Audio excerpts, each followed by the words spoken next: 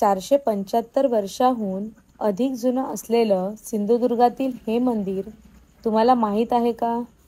नमस्कार मंडळी, मी पूजा. आज आपण आलो आहोत धामापूर येथील श्रीदेवी भगवती मंदिरात दर्शन घ्यायला.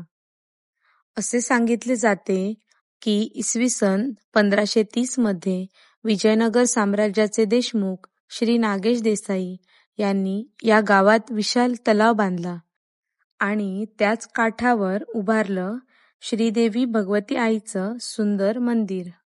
हे मंदिर अत्यंत पुरातन असून त्याच्या भिंतीवर सुंदर कोरीव कलाकुसर पाहायला मिळते. हेमाडपंथी शैलीतील हे बांधकाम मंदिराला वेगळंच सौंदर्य प्रदान करते. शके 1827 ला सभामंडपाचे बांधकाम झाले असल्याची नोंद आपल्याला सापडते. धामापूर हे निसर्गसंपन्न गाव आहे आणि या गावचे वैशिष्ट्य म्हणजे येथील सुप्रसिद्ध तलाव. या मंदिराला लागूनच अतिशय सुरेख आणि विस्तीर्ण असा तलाव आहे.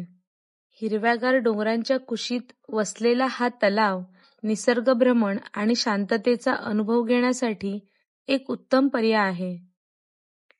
या तलावाचे वैशिष्ट्य म्हणजे कितीही पाऊस पडला तरी या तलावातील पाणी वाहत नाही व कितीही दुष्काळ पडला तरीही येथील पाणी आटत नाही.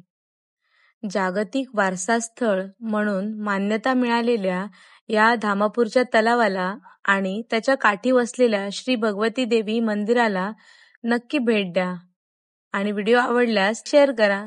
धन्यवाद.